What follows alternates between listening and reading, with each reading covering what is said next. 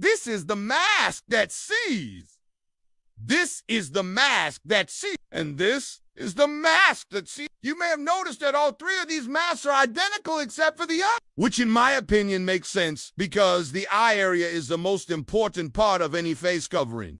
And speaking of face coverings, did you know there is a special name for the kind of mask that has a see-through plastic window over the nose and mouth? It's called a face shield. But when it comes to the eyes, there's another word for it, and that's eye shield. Or if you want to be even more precise, you can say ocular shield. Although I don't think I've ever heard anyone use that term outside of an infomercial. Anyway, an eye shield is basically just a piece of transparent plastic that fits over your eyes to protect them from whatever you're re-looking at. Whether it's a nasty Tinder date or a lava lamp, you could also wear it as a mask if you'd like. Not exactly the same effect, but hey, still pretty cool. Eye shields aren't anything new. They were first invented about 2,000 years ago by the Roman Empire as a way for soldiers to protect their eyes from wind and debris while they were fighting battles. Of course, back then, they probably didn't call it an eye shield, but instead something along the lines of an ocular defensive implement or maybe a shield for 1S peepers. At the time, they were made out of metal, which made them heavy and uncomfortable to wear for long periods of time. So soldiers would often take them off when they weren't in battle, which left them vulnerable to sneak attacks from enemy spies who would sneak up behind them and poke them in the eye with a stick. The ancient Romans didn't have much in the way of laws protecting their citizens from assault, so this was often just seen as a part of everyday life. Eventually, though, people realized that being poked in the eye with a stick wasn't really all that fun, so they started wearing eye shields all the time, not just during battles. This led to the invention of lighter and more comfortable eye shields made out of materials like leather and wood. These were much better for everyday use, but they still weren't very practical for activities that required a lot of precision, such as surgery or playing the lute. So around the 1600s, someone had the ingenious idea of making an eye shield out of glass. Glass was much clearer than any other material they had been using,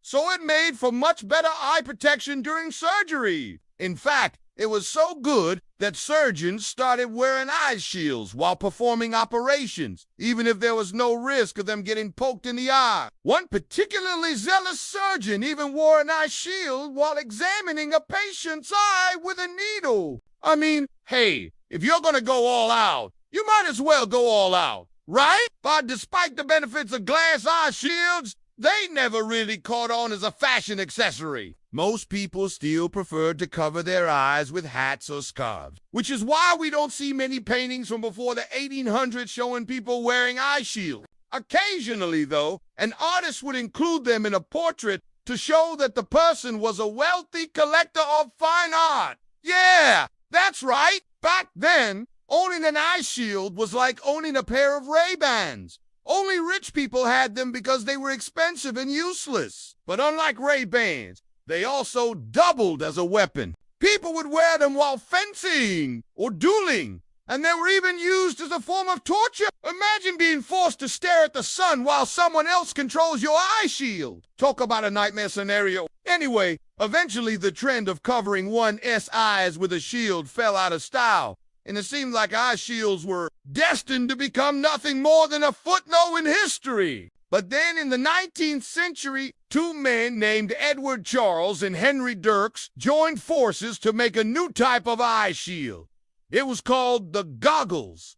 Wait, what? No, seriously, that's the name. Charles and Dix realized that the average person didn't want to be seen wearing an eye shield, so they came up with a design that was more discreet. Their goggles were smaller and more closely wrapped around the eyes so that they looked like regular glasses. They also added a bendable wire frame so that people could easily put them on and take them off. Unfortunately, Charles and Dix never made enough money to mass-produce their goggles, and the idea was forgotten until World War I, when goggles became a common sight on the battlefields of Europe. Soldiers wore them to protect their eyes from wind, dust, mustard gas, and shrapnel. After the war, goggles fell out of style again, only to make a comeback in the 1960s during the Vietnam War.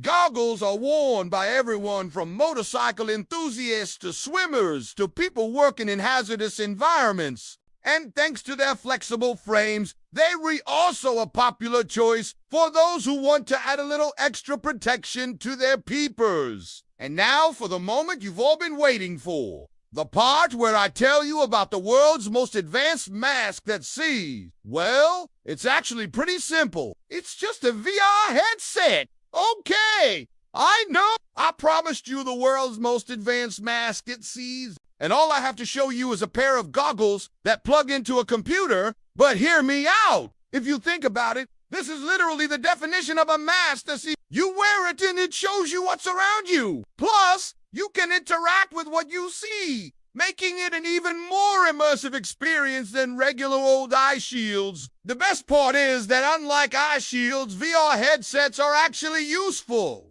You can use them to play games, watch movies, work out, socialize, and even work. So if you're tired of wearing boring old face masks, why not spice things up with a VR headset? Just be sure to clean it thoroughly before putting it on. The last thing you want is to catch COVID from your Oculus Quest. Speaking of which, if you want to learn about how COVID affects your eyes, or if you want to learn about something completely unrelated, click here. Either way, I'll see you next time.